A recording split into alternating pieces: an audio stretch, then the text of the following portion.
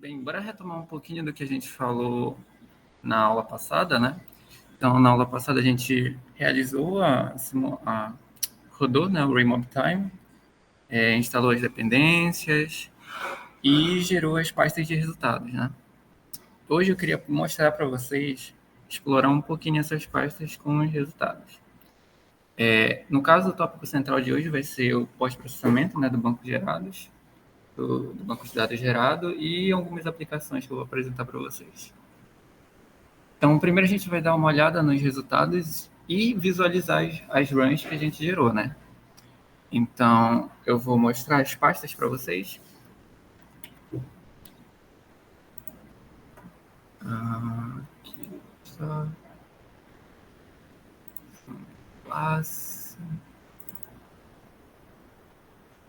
Então, aqui na pasta Simulation, né?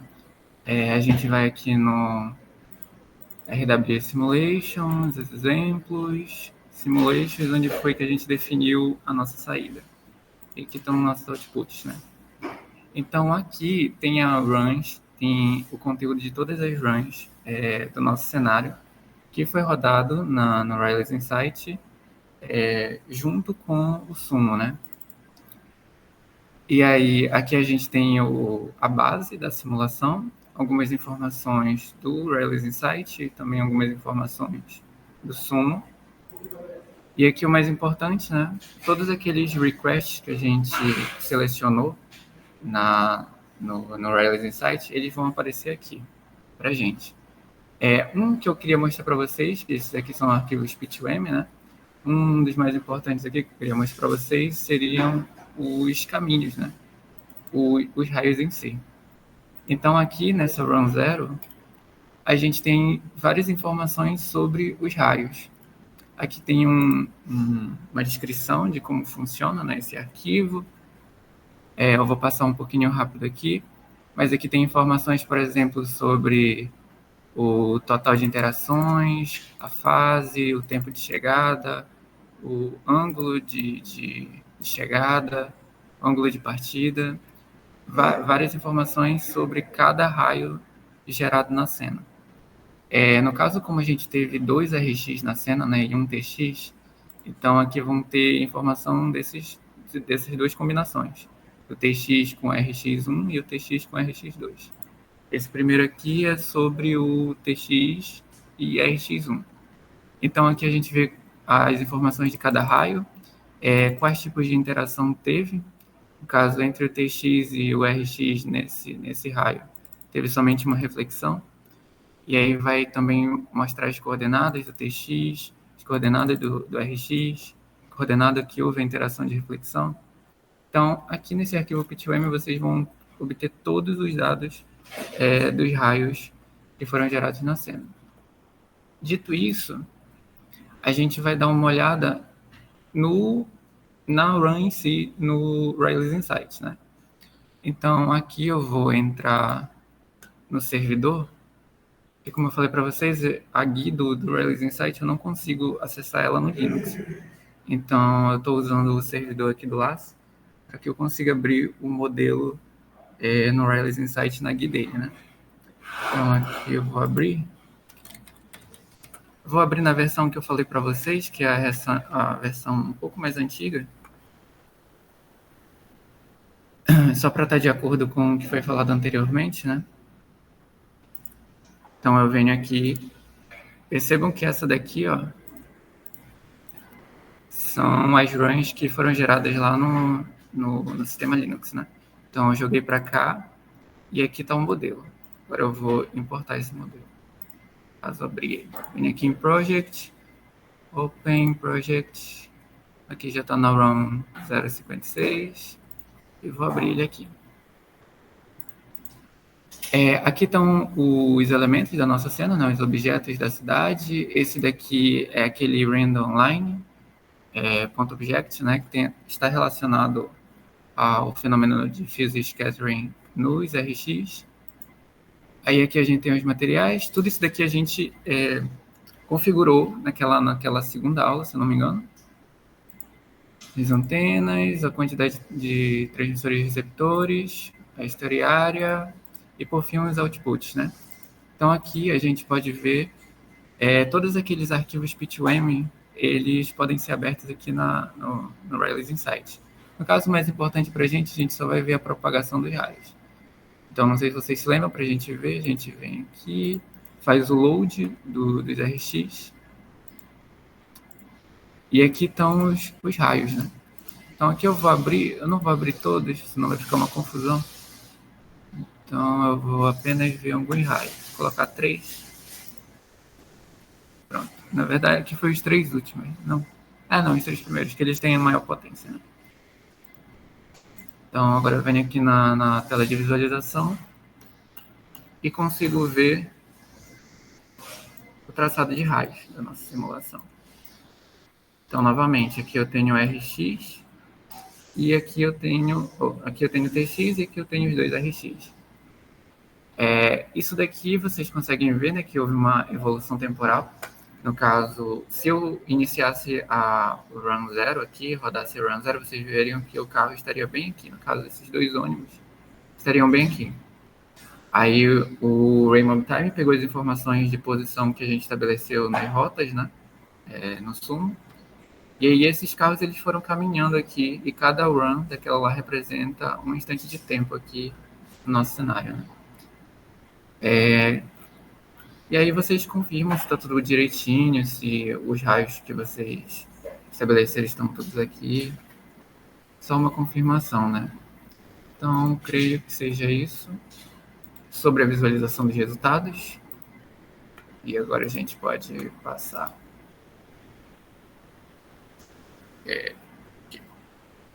Então, agora a gente vai falar um pouquinho sobre o pós-processamento, né? Vocês viram lá que existem várias informações relacionadas aos raios. E a gente pode processar essas informações. De que forma, né?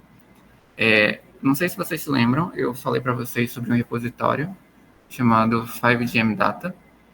E lá vocês vão ter vários scripts para fazer o pós-processamento dos dados gerados, né, na nossa simulação.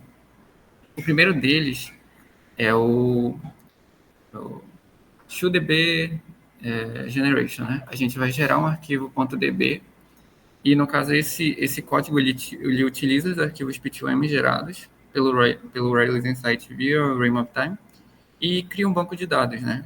Que ele vai chamar de episódio.db. Aí o banco de dados ele contém múltiplos detalhes da simulação, incluindo as posições do RX, os dados do traçado de raio, né, de cada cena. Enfim, então esse carinha aqui ele vai reunir todas essas informações.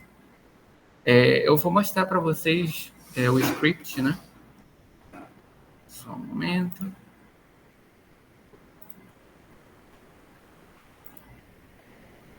Bem aqui eu abri no VS Code, né, o 5GM Data. E vocês podem ver que tem vários scripts aqui com determinadas funcionalidades.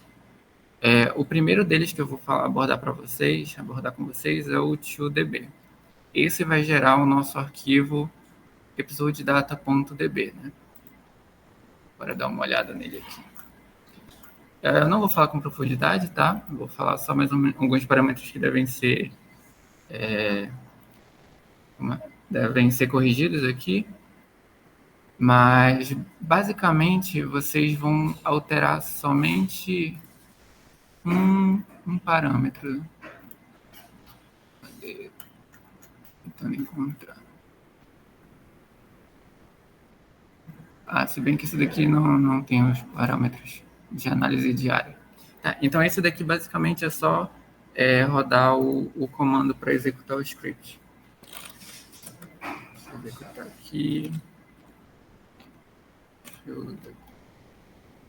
Então, aqui no nosso terminal, percebam aqui que eu estou utilizando um ambiente virtual, tá? Nesse ambiente virtual, eu instalei todas aquelas dependências lá do simulation, do parsing, do modeling. É interessante, tá, que vocês façam, criam esse ambiente virtual, instalem tudo. Eu também instalei aqui o Python 3.8, que é o que não dá erro quando a gente roda os nossos códigos. E basicamente como funciona para executar o toDB, né? A gente executa e coloca o o diretório que contém as pastas, o diretório que contém os resultados da nossa simulação. No nosso caso aqui são a pasta output, né? E ela vai conter todas as nossas runs. Então, quando vocês rodarem o Remote Time, tiverem o output, peguem essa pasta e coloquem aqui no diretório do PipeGMW. E aí basta que vocês executem o comando para criar o episódio de data.db.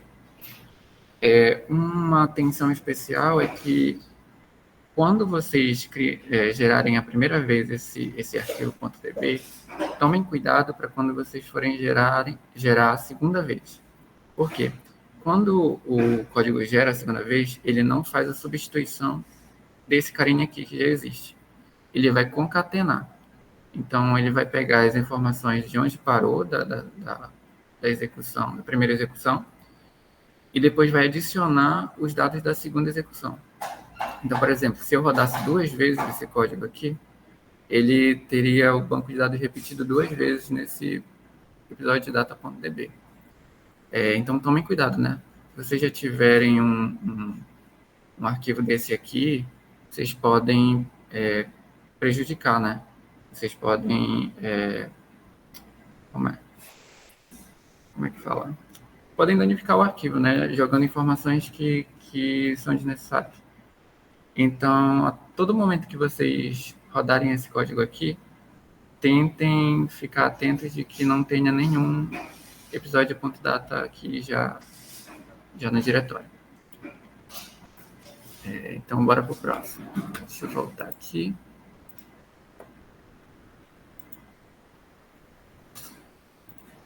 Certo. O próximo, então, seria a criação de um CSV. No caso, ele vai utilizar o episódio data.db, né? Que ele vai basicamente conter as informações sobre os episódios da simulação também. Só que de uma maneira mais fácil de ser utilizada em aplicações, por exemplo, de machine learning, né? Que aí eu tenho um banco de dados no formato CSV. Ele é mais fácil de entrar como um input, né, no nosso código de machine learning. Então, ele processa esses dados para gerar o arquivo CSV, ou no caso o script, né, com informações básicas sobre receptores. A sua posição aproximada, a quantidade de raios recebidos, se esses receptores estão dentro de uma área de análise definida, e se a recepção é em linha de visão, né, o line of sight. Aí, basicamente, como é que vai estar estruturado o nosso CSV? Vai ter o tipo, se o nosso receptor é válido ou inválido. Isso daqui está relacionado à área de análise que a gente for definir no script, tá? Vai indicar qual episódio, o número do episódio, o número da cena, o índice do receptor, o nome do receptor, as posições X e Y dos receptores, o número de raios recebidos e indicando se foi um loss, né, ou N-loss, um line of sight ou não line of sight. Então, bora de novo abrir agora o script para a gente ver como é estruturado o CSV.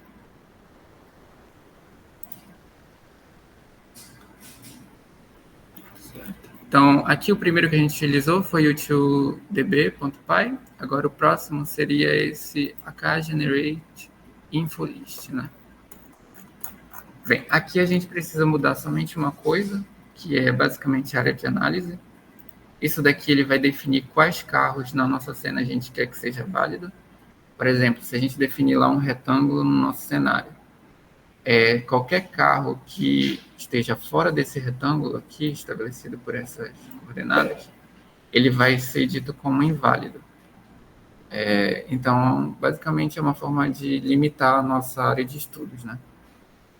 Aqui eu já coloquei as coordenadas bonitinhas para que pegasse toda meu cenário onde eu estava fazendo a simulação, né? Basicamente é só essa alteração que deve ser feita. Então, na hora de executar o código, deixa eu mostrar para vocês.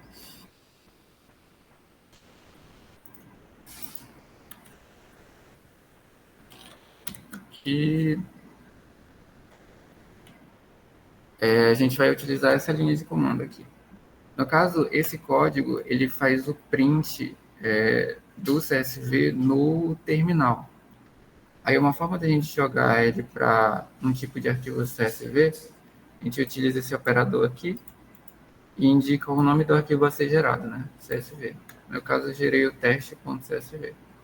Quando eu executar isso daqui, o CSV vai ser gerado, que eu já fiz aqui para vocês darem uma olhada. Então aqui, o cabeçalho, né? Se ele é válido, qual é o episódio, qual é a cena, o nome do veículo, enfim, o ID, né? O ID do veículo, o nome do veículo, várias informações. Quando vocês forem gerar, provavelmente não vai vir com esse cabeçalho aqui. Aí vocês podem colocar depois, tá? É bem simples, na verdade, deveria até ser implementado isso no próprio código, mas para que não tenha problemas, é só vocês colocarem aqui o cabeçalho, tá?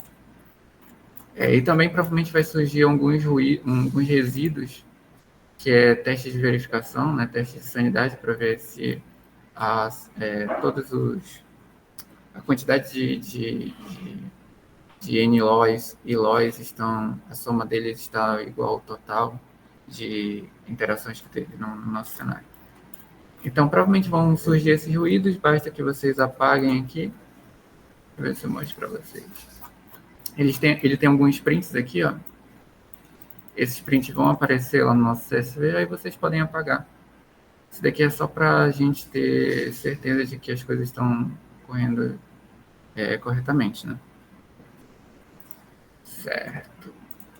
Então, basicamente é isso que eu tenho aqui para falar do CSV. Novamente, lembrem só de substituir aqui a área de análise, tá? Isso daqui vocês podem pegar diretamente da GUI. Quando vocês abrirem lá o cenário de vocês, coloca a posição do mouse lá para os vértices, né, do retângulo, pegando a diagonal dele. Então, assim vocês definem essa área de análise. Vamos voltar para o slide de apresentação.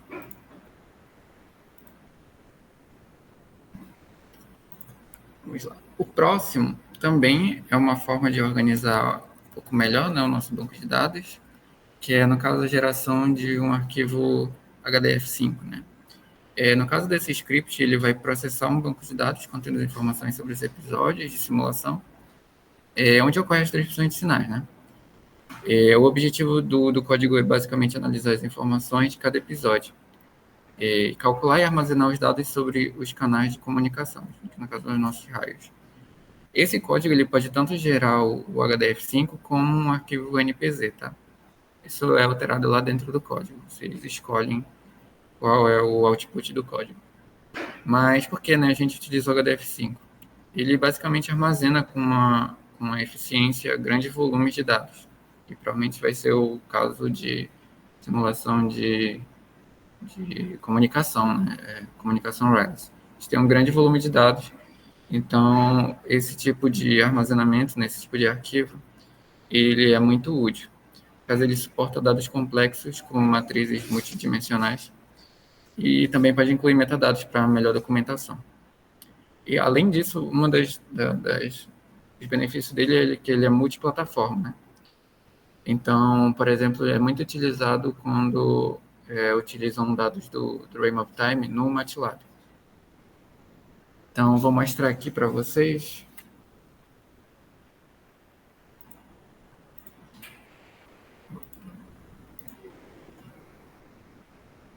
Qual é o código? Esse daqui é o nosso código que gera os arquivos HDF5, né? Ou arquivo NPZ, a depender do que vocês queiram. Basicamente aqui a gente tem que modificar a área de análise novamente. Outras coisas também, isso daqui é onde vocês querem que seja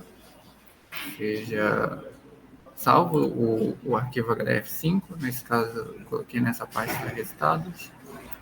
Vocês devem setar essas informações aqui, que foram estabelecidas lá no config do Reign of Time. Caso o número de cenas por episódio foram 10, o número de RX eram 2, o número máximo de raios era 25. Creio que são só esses dados aqui que devem ser modificados, tá? E aí vocês basicamente vão fazer o comando Python convert 5GM data to channels. Então, basta que vocês executem o script que ele vai gerar o HDF5 e eles estão bem aqui, ó, os resultados. Esses resultados estão relacionados às informações dos raios, né? Nesse caso, eu baixei uma extensão aqui para a gente poder visualizar, né, os arquivos NF, HDF5. E aqui está relacionado a cada episódio, né? Então, a cada episódio, ele gera um HDF5 diferente. Aí aqui tem as informações do TX, por exemplo, do RX, no caso das coordenadas, informações dos raios, enfim. Então, esses aqui são o outro tipo de banco de dados que a gente pode gerar, né, a partir dos arquivos PyTorch. Deixa eu apagar aqui. Vamos voltar agora lá para o slide.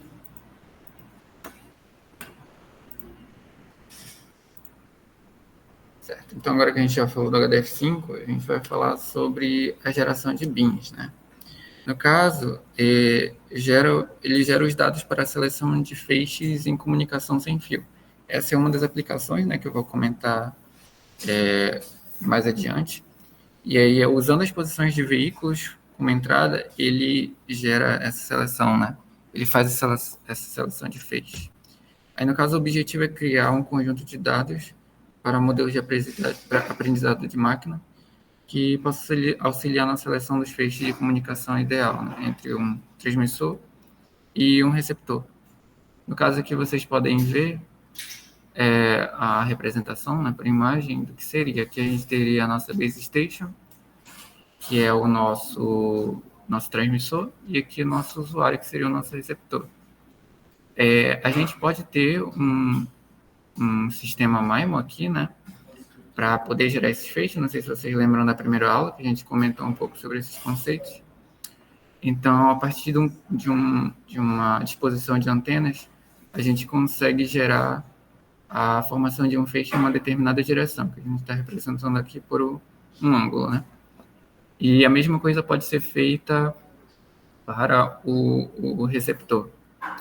Então, a geração de bins aqui, a gente vai utilizar o modelo, deixa eu só lembrar que no caso é o Geometric Channel Model, né, para gerar, porque a gente pode fazer de duas formas lá no Rails Insight, né? Ou a gente pode já criar um sistema MIMO dentro do Rails Insight, e aí a gente já vai ter uma quantidade lá de antenas estabelecidas para a base e para o receptor, mas também a gente pode fazer uma simulação, no caso CISO, que seria um transmissor e um receptor, e a partir desse Geometric Channel Model, a gente consegue ter um equivalente MIMO somente a partir de uma antena de recepção e uma antena de transmissão. Então, essa daí é uma forma mais rápida, né, de fazer um sistema MIMO, até porque se a gente fizesse um MIMO dentro do Rails Insight, isso demandaria custo computacional. Então, normalmente o que se faz é um sistema CISO, e a partir de pós-processamento, né, e a partir desse modelo geométrico de canais, a gente consegue gerar os bins a partir de duas antenas, uma do transmissor e uma do receptor. O output dele vai ser um arquivo NPZ e ele vai conter basicamente o índice do bin que tem a melhor potência recebida, ou potência transmitida, né? A melhor potência de recepção. Então, considerem aqui, por exemplo, que na base station a gente tem 64 bins. E aqui no nosso usuário a gente tem 8 bins. Então, tem diversas combinações, né? Cada bin ele vai ocupar um index, por exemplo, um índice de um vetor. Então, tem o bin 0, bin 1, bin 2 e assim por diante. A mesma coisa vai acontecer com o nosso receptor. E existem as combinações possíveis, né? Então, 0, 0, 0, 1, 0, 2 até o 0,8, por exemplo. E aí a gente vai obter a combinação que tem a melhor relação potência, né? A melhor potência recebida aqui no caso. Isso depende do parâmetro adotado também. Pode ser, por exemplo, o SNR aqui entre receptor e base station. Então, esse nosso código ele vai retornar para a gente a melhor combinação de bins entre o receptor e o transmissor. Bora dar uma olhada no código. Tá?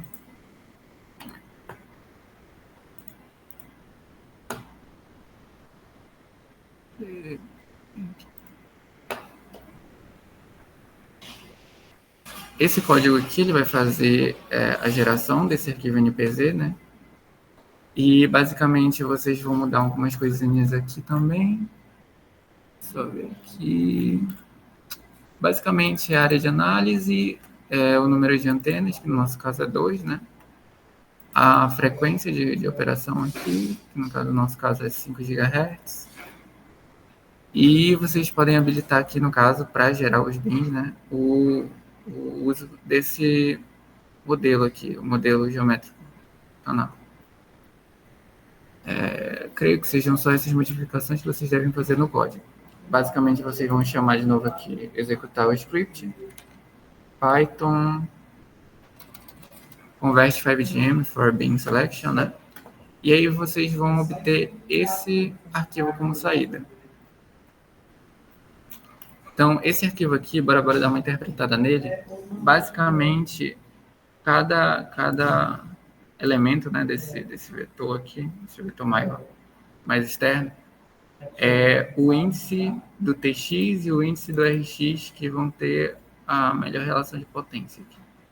Então, nessa cena, o Tx, o bin com índice 2, foi o que melhor teve relação de potência com o índice 2 do Rx, né? Como a gente tem 2 Rx, então é o Tx índice 2 com Rx1 índice 2 do bin. E aqui com o segundo Rx, né? Isso vai ser gerado para todas as cenas. No caso, nós são 60, né? Então, aqui esse vai ser o formato do nosso arquivo, né, de saída. Agora, deixa eu voltar lá para o slide.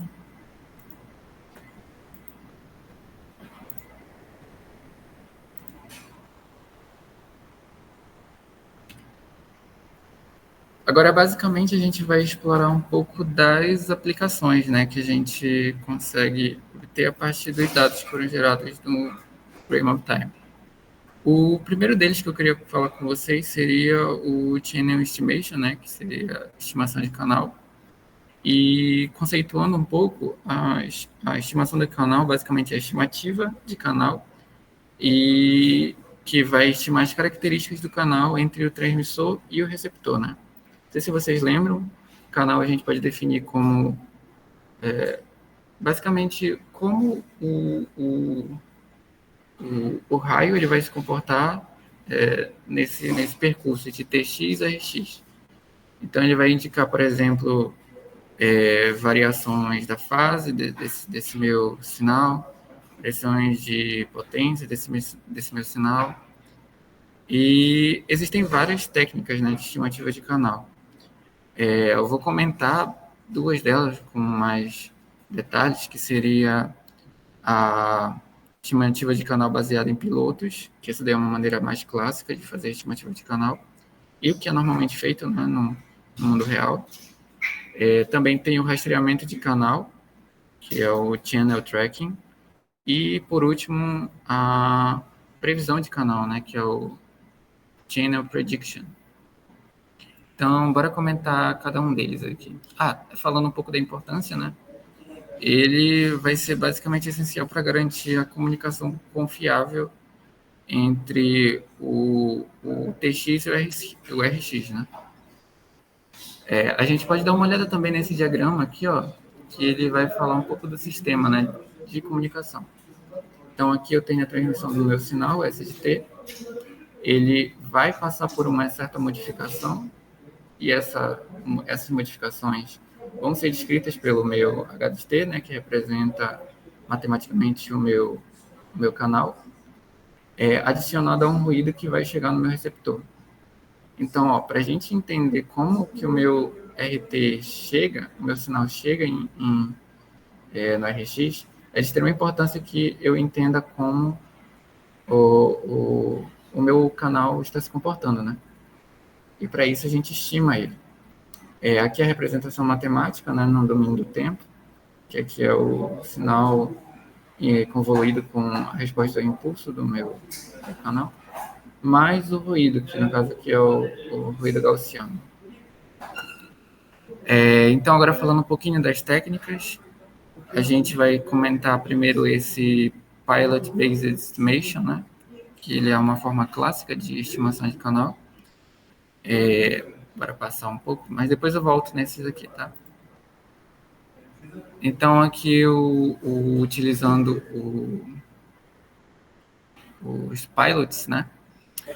Na estimação de canal baseada em pilotos, os símbolos conhecidos, chamados de pilotos, eles são transmitidos juntos com os dados. Esses símbolos eles vão atuar como referência para o receptor estimar como o canal ele afeta o sinal transmitido. E o receptor ele compara o sinal recebido dos pilotos com o sinal conhecido, medindo as variações causadas pelo canal, como eu já falei para vocês, como, por exemplo, atenuação ou mudanças de fase. Né? Existe um processo que a gente pode seguir para fazer esse tipo de estimação. O primeiro deles, como eu já falei para vocês, é a inserção de pilotos. Os símbolos de pilotos eles são embutidos na transmissão de acordo com um padrão específico, ou no tempo ou na frequência, né? Por exemplo, um esquema OFDM, né, que é um tipo de modulação. Por exemplo, algumas subportadoras elas transportam símbolos pilotos, e enquanto outras elas transportam dados. Após enviar o piloto junto com as informações úteis, né, informações úteis, ocorre a estimativa do canal. O receptor ele usa os símbolos pilotos recebidos para calcular uma estimativa do canal, geralmente utilizando alguns tipos de métodos. Por exemplo, o Least Squares e o MMSE. E após estimar o canal, ele vai basicamente fazer a compensação de canal, né? Então a gente já sabe como a minha informação ela foi modificada, e após a estimativa, o receptor usa essa informação para ajustar os sinais de dados recebidos, compensando os efeitos do canal, né? Acho que eu estou no slide que não era... Falando aqui, o slide era outro. Certo. Só que existem algumas vantagens e desvantagens nesse processo, né? A primeira vantagem dela é porque é relativamente simples de implementar. Outra delas seria a alta precisão, né, em canais estáticos. Lembrem dessa palavra aí, estáticos. Ou que mudam lentamente, né? Já que a todo momento a gente precisa enviar pilotos, e esses pilotos eles vão ter que ser processados lá pelo receptor. E aí estimar isso em ambientes que tem muita mobilidade não seria interessante quando a gente pensa em coisas em tempo real, né? Tudo isso demanda tempo de processamento. Então, esse é um problema de utilizar a estimação baseada em pilotos. Uma outra dela é que a gente reduz a eficiência espectral, né, da nossa transmissão de dados. Especialmente em canais que mudam rapidamente, onde muitos pilotos eles são necessários serem enviados. Né? Falando um pouco sobre eficiência espectral, basicamente a gente tem uma banda que a gente manda nossos dados, né? Uma banda de frequência, e aí uma parte dela a gente vai utilizar só para mandar pilotos, que são informações que não são dados úteis, né? quando a gente pensa em transmissão de dados. Então, nesse quesito, a gente vai estar ocupando a nossa banda de frequência com informações inúteis, né? Que só vão servir para verificar se o que está chegando no receptor foi o que foi mandado no transmissor. E para fazer as devidas modificações do sinal que chegou através da expansão de canal. Então, basicamente, essas são as limitações do Pilot Based Estimation, né? A segunda forma seria a previsão de canal, que aí entra no nosso próximo slide. Então, aqui é o Channel Prediction, né? Ele basicamente é a previsão de canal mais recente, que ele utiliza algoritmos de aprendizado de máquina para prever as futuras condições do canal, com base em medições anteriores. Né? A ideia é basicamente antecipar as mudanças do canal antes que elas ocorram. Aí permite que o transmissor ajuste seus parâmetros de transmissão de maneira mais proativa. Né? Então, a gente, nesse caso, não estaria mandando pilotos, né, no nosso canal de transmissão. Normalmente, isso daí não é feito sozinho, né? Então, em sistemas reais, a gente não tem só machine learning, channel prediction, né? Ou a gente só tem predição baseada em pilotos. Então, normalmente a gente tem uma integração desses dois. Então, normalmente o channel prediction ele é utilizado para reduzir a quantidade de pilotos enviados em uma transmissão de dados. Então, ele não é totalmente dependente, né? Um não é totalmente dependente do outro. Normalmente, eles são utilizados em conjunto. Como é feita essa previsão de canal? Né? Existe um processo também, assim como o anterior. Primeiro, o sistema ele vai coletar os dados sobre as condições do canal ao longo do tempo, com os valores das estimativas de canal passadas e os padrões de desbalanceamento ou variação. E aí ocorre o treinamento do modelo de aprendizagem, né, o algoritmo de aprendizado supervisionado, como por exemplo a rede de neurais. Ele vai aprender os padrões de variação do canal e vai ser possível fazer as previsões futuras, né, de como esse canal vai estar. Aí vai ter a previsão em tempo real, uma vez que os modelos de previsão estejam treinados, ele pode prever como o canal vai se comportar nos próximos instantes de tempo e vai permitir o sistema de comunicação ajustar essas configurações de forma antecipada. E após isso, ele vai ajustar os parâmetros com base na previsão. O transmissor ele vai poder alterar a modulação, a codificação, a potência ou até mesmo a frequência de operação para otimizar o desempenho. Né? Então, aí a gente já viu algumas vantagens, né? Seria alta eficiência em ambientes onde as condições do canal elas seguem padrões previsíveis, como canais com desvaneamento lento ou movimentos que são regulares. Ele também reduz, como eu já tinha dito, né? Ele reduz a necessidade de símbolos piloto e feedbacks constantes. E aí a gente tem um aumento da nossa eficiência espectral.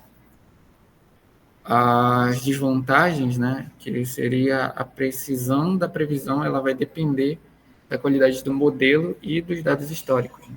Então, se a gente não tem uma quantidade grande de dados, ou se o nosso modelo não está levando em consideração features, né, que não são tão relevantes, a gente pode ter uma estimação equivocada do nosso canal. Os algoritmos de aprendizado de máquina, eles requerem também treinamento, o que pode ser computacionalmente intensivo, né? E em ambientes de canal altamente imprevisíveis, a previsão pode ser imprecisa, né? Utilizando também cenários diferentes, a gente pode ter que fazer um novo treinamento no nosso modelo. Enfim, existem algumas desvantagens, né, na utilização de Machine Learning em Channel Prediction. E tudo isso daqui é teórico, né? A gente pensa que dá para colocar Machine Learning em tudo, realmente dá, né? mas ela tem as suas limitações, principalmente nessa questão de treinamento, né? Isso exige algum tempo, quando a gente pensa em coisas acontecendo em tempo real, isso pode prejudicar, né, a nossa comunicação, que a gente cada vez precisa que seja mais rápida, né? Aí tem o segundo, o terceiro, né, que eu não vou explorar tanto, que seria o rastreamento de canal, que era o channel tracking.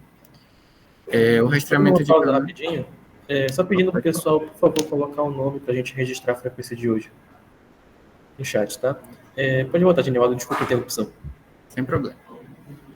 Aí, falando um pouco sobre o rastreamento de canal, o channel tracking, né, que eu coloquei bem aqui, ele basicamente é uma técnica que utiliza o sistema de comunicação, que o sistema de comunicação ele ajusta continuamente a estimativa de canal, né, com base no feedback do receptor. Isso, por exemplo, é muito essencial em ambientes móveis, onde as condições de canal mudam dinamicamente devido ao movimento dos usuários ou de objetos do ambiente. O que é o que mais acontece, né, atualmente, que a gente também está explorando no Remote Time, né, que é essa mobilidade. O processo, basicamente, o sistema geralmente ele começa com uma estimativa de canal baseada em pilotos, e aí, nesse caso, ocorre um feedback, o receptor ele monitora continuamente o desempenho do sistema e envia as informações de volta ao transmissor sobre a condição atual do canal. Isso é feito através de um canal de retorno, normalmente, e permitindo que o transmissor ele ajuste aqueles parâmetros de modulação, a codificação, a potência de transmissão em tempo real. À medida que o canal ele vai mudando, o receptor ele atualiza a estimativa do canal em tempo real, e esse processo é muitas vezes baseado em filtros adaptativos. Tem uns dois exemplos, que é o filtro de Kelman e o filtro de Wiener. Vocês podem pesquisar um pouco melhor depois. Não vou me alongar tanto, né, que a gente tem um tempo limitado, mas vocês podem dar uma pesquisada depois. A vantagem, basicamente, ele permite uma adaptação em tempo real, né, melhorando o desempenho em canais dinâmicos, e pode ser mais eficiente do que enviar constantemente símbolos pilotos, né, que normalmente as coisas mudam, né. Lembram que o envio de pilotos ele é muito mais interessante em ambientes que são estáticos. Então, eu estimo uma vez o canal e dificilmente ele vai mudar, porque não está tendo tanta variação no meu cenário.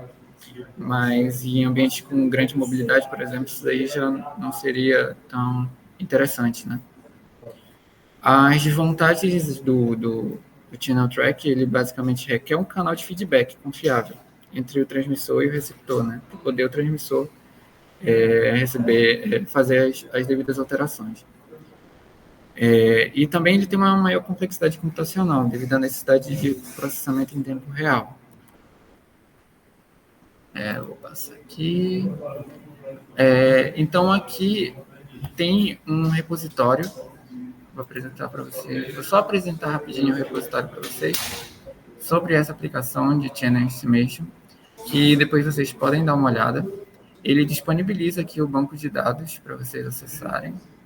Deixa eu mostrar para vocês aqui. Aqui, ele oferece, né, um banco de dados para que vocês utilizem na estimação de canal. Vocês podem acessar, baixar o banco de dados e depois rodar os scripts aqui de estimação de canal. Aí aqui tem mais detalhado, né, qual é o ML utilizado, qual é as entradas que foram utilizadas, as saídas da minha rede. Enfim, vocês podem olhar com mais detalhe depois esse repositório aqui. Certo. Só voltar aqui. Agora a gente vai para uma segunda aplicação e última aplicação, né? Que seria o Bin Selection. A gente já falou um pouco, né? Ou até demais sobre o Bin Selection. Eu vou conceituar ele. Basicamente é uma técnica essencial em sistemas de comunicação, né, sem fio, especialmente em redes 5G ou até as futuras redes 6G, né, e sistemas de ondas milimétricas. Esses sistemas eles exploram a direção do sinal para melhorar a eficiência e a qualidade da comunicação, utilizando os feixes, que seriam os beams, né, formada por técnicas de beamforming, né, que a gente viu lá, por exemplo, utilizando sistemas MIMO.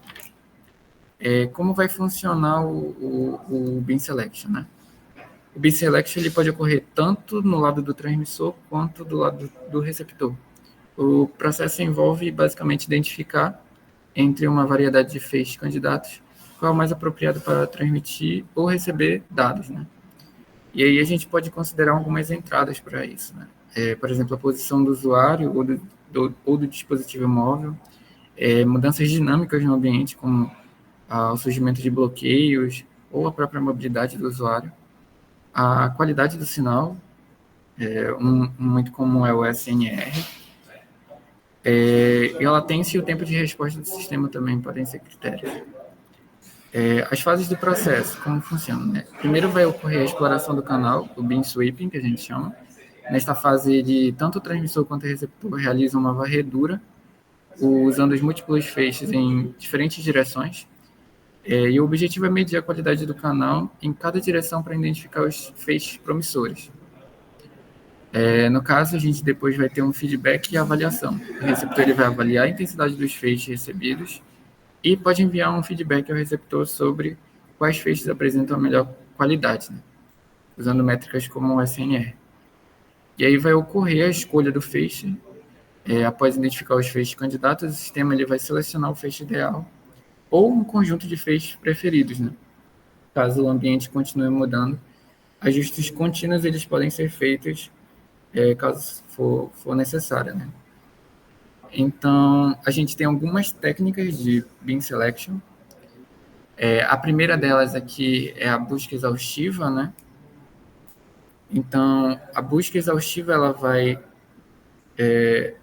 testar todos os feixes possíveis, emissor e receptor, e vai selecionar o que apresenta melhor qualidade, né? Nesse caso aí, vocês podem pensar que é até ok fazer isso, mas pensem, por exemplo, em sistemas que têm várias antenas receptoras ou várias antenas transmissoras, que a gente vai ter diferentes beams, né?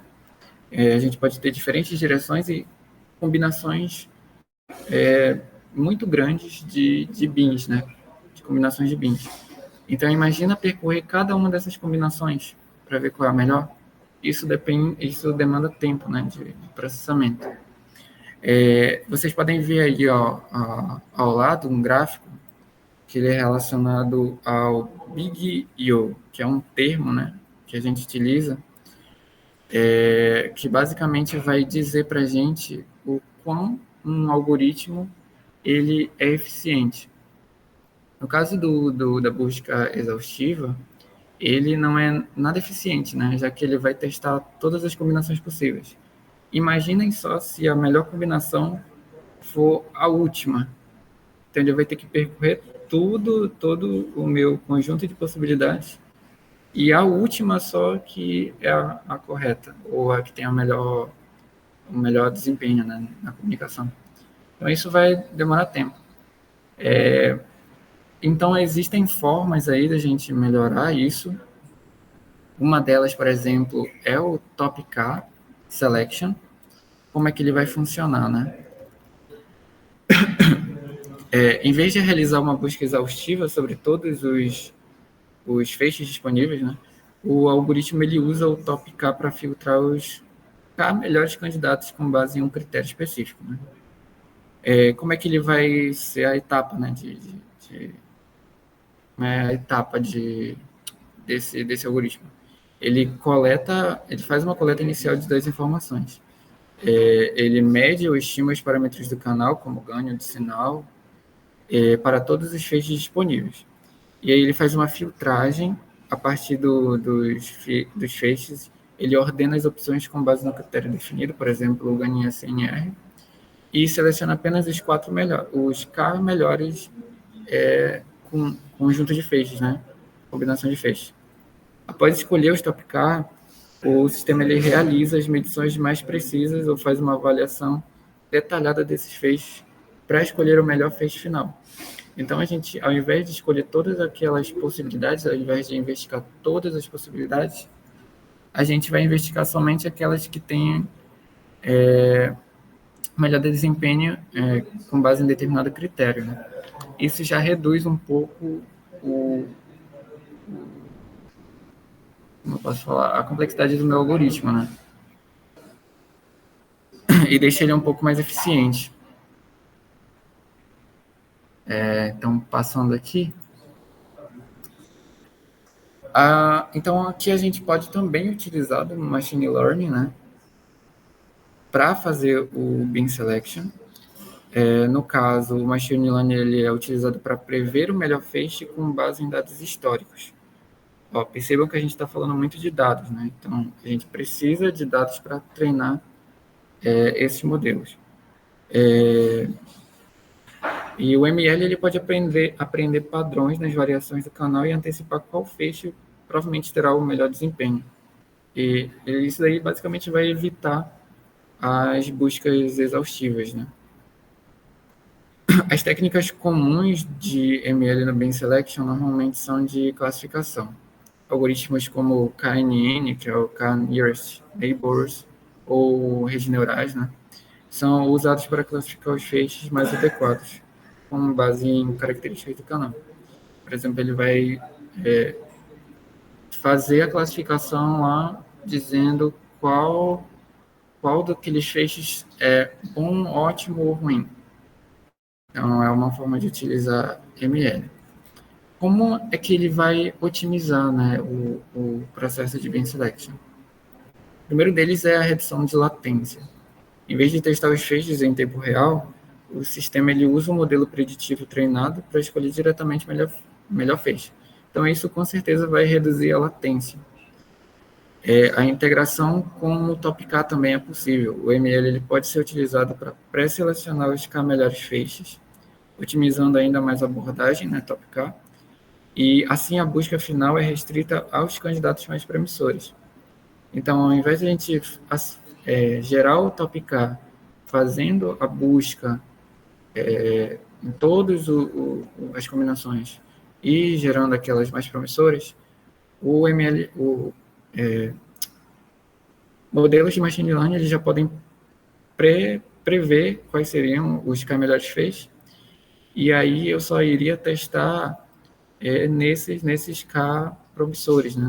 Nessa quantidade de K de feixes promissores. Ele também pode ser utilizado para Bin Tracking inteligente.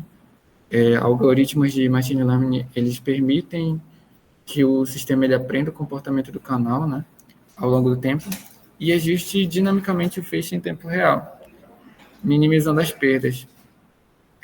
Então, assim, se a gente entender como é que está ocorrendo, né, como é que está alterando o comportamento do canal ao longo do tempo, a gente pode mandar lá para o nosso transmissor algumas informações, dizendo, olha, talvez esse daqui seja o melhor feixe. Ou altera um pouco esse feixe em uma determinada angulação, que aí tu vai ter um melhor desempenho, né? Então, a gente pode também utilizar o Bin Tracking, no caso mais inteligente, utilizando o Machine Learning. E aí a gente também tem uma outra coisa interessante, que é a adaptação a ambientes dinâmicos. Em situações de alta mobilidade, por exemplo, o ML ele pode prever variações do canal e escolher antecipadamente o próximo feixe, evitando desconexões e melhorando a experiência do usuário. Mas nem tudo é flores, né? Existem alguns desafios e limitações do Machine Learning no Bin Selection. Um deles é, por exemplo, o treinamento e os dados. Os modelos de Machine Learning eles precisam ser treinados com dados suficientes e representativos, o que pode ser difícil em cenários com grande diversidade ambiental. Ou, como eu já falei para vocês, né, fazer campanhas de medições relacionadas ao 5G, por exemplo, né, quando a gente trabalha na camada física, envolve equipamentos extremamente caros, né, e a complexidade também é muito grande. Então, esse é um aspecto importante, né, do Remote Time, que é gerar esses dados para a gente, para que eles sirvam como complemento aos dados que já existem, né, dados reais. Então, aí seria uma das utilidades do nosso banco de dados. Também a gente teria sobrecarga computacional, embora a inferência seja rápida, né? O treinamento de modelos complexos ele pode exigir muito processamento. Também tem o risco, né, de generalização incorreta. O modelo ele pode falhar em ambientes que diferem de dados de treinamento. E aí a gente vai ter que fazer um retreinamento ou alguns ajustes, né? E também tem o problema da latência, né? Que é um problema intrínseco assim dos sistemas de comunicação. Em cenários de alta mobilidade, o modelo ele pode precisar ser atualizado com frequência para acompanhar as variações do canal. E isso vai levar tempo, né? O que pode prejudicar na ideia de transmissão em tempo real, né? Aqui a gente tem também o nosso repositório. Eu deixei um link aqui para vocês visualizarem. Aqui é o código que faz o Bin Selection. No caso aqui, vocês podem escolher o tipo de entrada que vocês querem. Como entrada, tem as coordenadas dos receptores, né? Vocês podem utilizar como entrada da rede, mas vocês também podem utilizar imagens feitas do cenário. Esse código também ele aceita isso como entrada. E tem outro aqui que eu, se não me engano, é a imagem vinda do LiDAR, né? Que também pode ser utilizado para servir como entrada aqui. E no caso, a saída vai ser basicamente aqueles bins, aquela combinação de bins, né? Que vão ter um melhor desempenho. Então aqui vocês depois podem dar uma olhada com mais calma para entender como é a rede, né? Como ela é estruturada. Se não me engano, aqui tem o modelo da rede. E vocês podem dar uma visualizada com mais calma. Voltando aqui, por último, apresentando para vocês, né, um artigo que ele foi produzido aqui no LACE. O artigo ele aborda o uso do sistema CG para aplicações como realidade aumentada e hologramas de alta fidelidade, e com essas informações fluindo pela rede, né? O objetivo é que os sistemas CG eles possam alimentar algoritmos de aprendizagem de máquina com dados contextuais para otimizar o desempenho da comunicação. Aí, no caso, a pesquisa ela foca na simulação de sistema MIME 6G, que utiliza a representação 3D do ambiente capturadas por câmeras e outros sensores. Ele também apresenta melhorias nos conjuntos de dados do Remote Time. Os dados gerados aqui foi através do Remote Time, que combinam canais MIME com dados multimodais. Além disso, o artigo ele discute os compromissos entre velocidade e precisão na geração de canais por meio de Ray Tracing. E, por fim, são apresentados lá os resultados relacionados à seleção de feixe e estimação de canais, né, para avaliar o impacto das melhorias na metodologia de simulação. Então, vocês depois podem dar uma olhada também, caso vocês se interessem. Aqui eu coloquei o link do paper, caso vocês queiram dar uma visualizada. Creio que seja isso.